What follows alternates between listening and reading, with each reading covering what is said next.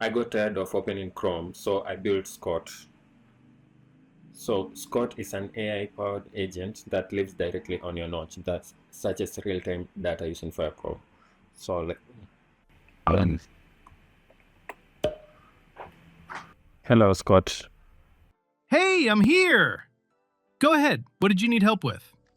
So can you tell me the top story on Hacker News right now? Let me look that up for you right now. The top story on Hacker News right now is that Epoch AI confirmed GPT 5.4 Pro solved a frontier math open problem. It's already racked up over 100 points in just a couple of hours, with plenty of discussion in the comments. Okay, can you tell me about the Nvidia stock price currently, live stock price?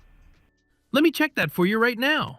Based on the latest data, Nvidia is trading at around $189.82, down about $4.14, which is roughly 2.14% lower on the day. Keep in mind, stock prices move fast, so check a live feed for the most up-to-the-second number.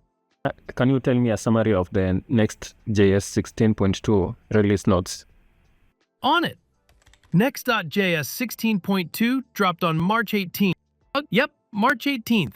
And the other big highlights are a redesigned default error page, server function logging in the dev terminal, a hydration diff indicator to make debugging mismatches much easier, and over 200 TurboPack fixes. They also added AI agent improvements and stable support for adapters, which lets deployment platforms customize the build process.